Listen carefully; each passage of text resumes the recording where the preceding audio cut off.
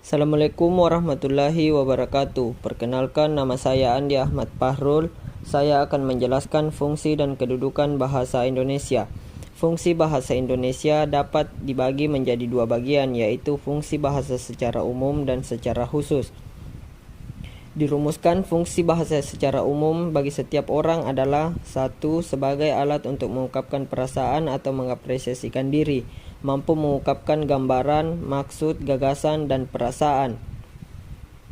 2. Sebagai alat komunikasi, bahasa merupakan saluran maksud seseorang yang melahirkan perasaan dan memungkinkan masyarakat untuk bekerja sama. Komunikasi merupakan akibat yang lebih jauh dari apresiasi diri pada saat menggunakan bahasa sebagai komunikasi.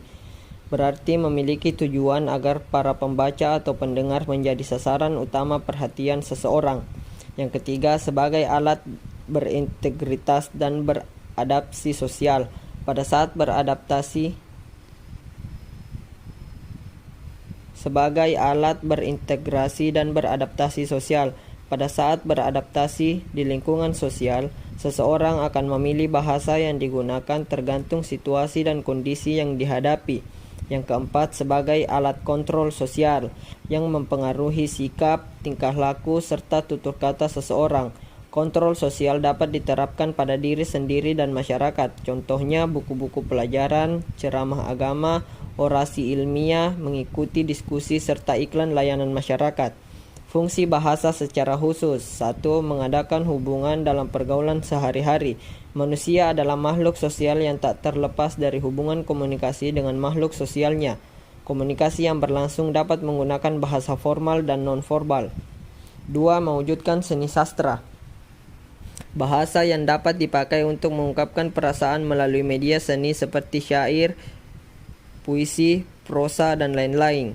3. Mempelajari bahasa-bahasa kuno. Dengan mempelajari bahasa kuno, akan dapat mengetahui peristiwa atau kejadian di masa lampau. Untuk mengantisipasi kejadian yang mungkin atau dapat terjadi kembali di masa yang akan datang, atau hanya sekedar memenuhi rasa keinginan tahuan tentang latar belakang dari suatu hal. 4. Mengeksploitasi iptek. Dengan jiwa dan sifat keingintahuan yang dimiliki manusia, serta akal dan pikiran yang sudah diberikan Tuhan kepada manusia, maka manusia akan selalu mengembangkan berbagai hal untuk mencapai kehidupan yang lebih baik. Kedudukan bahasa Indonesia. Bahasa Indonesia memiliki kedudukan yang sangat penting yang tercantum di dalam 1. Ikrar ketiga Sumpah Pemuda dengan bunyi, "Kami putra dan putri Indonesia menjunjung bahasa persatuan bahasa Indonesia." 2. Undang-Undang Dasar Republik Indonesia 1945 Bab 17, Bendera, Bahasa dan Lambang Negara serta Lagu Kebangsaan. Pasal 36 menyatakan bahwa bahasa negara ialah bahasa Indonesia. Maka kedudukan bahasa Indonesia sebagai 1. Bahan nasional. Kedudukannya berada di atas bahasa-bahasa daerah.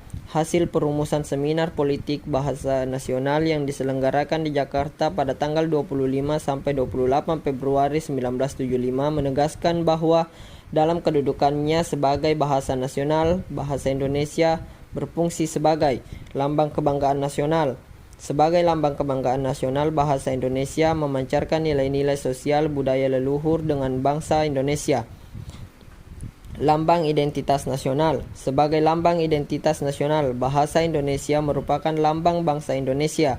Berarti bahasa Indonesia akan dapat mengetahui identitas seseorang, yaitu sifat, tingkah laku, dan watak sebagai bangsa Indonesia. Alat pemersatu berbagai masyarakat yang berbeda-beda latar belakang sosial, budaya, dan bahasanya. Dengan fungsi ini memungkinkan masyarakat Indonesia yang beragam latar belakang sosial, budaya, dan berbeda-beda bahasanya dapat menyatu dan bersatu dalam kebangsaan, cita-cita, dan rasa nasib yang sama. Alat penghubung antar budaya, antar daerah. Manfaat bahasa Indonesia dapat dirasakan dalam kehidupan sehari-hari. Dengan bahasa Indonesia, seseorang dapat saling berhubungan untuk segala aspek kehidupan. Bagi pemerintah, segala kebijakan dan strategi yang berhubungan dengan ideologi, politik, ekonomi, sosial, budaya, pertahanan, dan keamanan mudah diinformasikan kepada warga. 2. Bahasa negara. Dalam hasil perumusan seminar politik bahasa nasional yang diselenggarakan di Jakarta pada tanggal 25 sampai dengan 28 Februari 1975, dikemukakan bahwa di dalam kedudukannya sebagai bahasa negara, bahasa Indonesia berfungsi sebagai bahasa resmi kenegaraan. Bukti bahwa bahasa Indonesia sebagai bahasa resmi kenegaraan adalah digunakannya bahasa Indonesia dalam naskah Proklamasi Kemerdekaan Republik Indonesia tahun 1945. Mulai saat itu bahasa Indonesia digunakan dalam segala upacara, peristiwa, serta kegiatan kenegaraan. Bahasa pengantar resmi di lembaga-lembaga pendidikan. Bahasa Indonesia dipakai sebagai bahasa pengantar di lembaga-lembaga pendidikan mulai dari taman kanak-kanak sampai dengan perguruan tinggi. Untuk memperlancar kegiatan belajar mengajar, materi pelajaran yang berbentuk media cetak hendaknya juga berbahasa Indonesia. Bahasa resmi di dalam perhubungan pada tingkat nasional untuk kepentingan perencanaan dan pelaksanaan pembangunan serta pemerintah. Bahasa Indonesia dipakai dalam hubungan antar badan, pemerintah dan penyebar.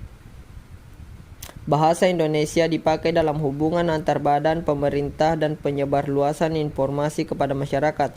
Sehubungan dengan itu, hendaknya diadakan penyelenggaraan sistem administrasi dan mutu media komunikasi massa. Bahasa resmi di dalam pengembangan kebudayaan dan pemanfaatan ilmu pengetahuan serta teknologi modern. Kebudayaan nasional yang beragam yang berasal dari masyarakat Indonesia yang beragam pula dalam penyebar luasan ilmu dan teknologi modern agar jangkauan pemakaiannya lebih luas. Penyebaran ilmu dan teknologi baik melalui buku-buku pelajaran, buku-buku populer, majalah-majalah ilmiah maupun media cetak lain hendaknya menggunakan bahasa Indonesia. Terima kasih. Itulah tadi fungsi dan kedudukan dari bahasa Indonesia.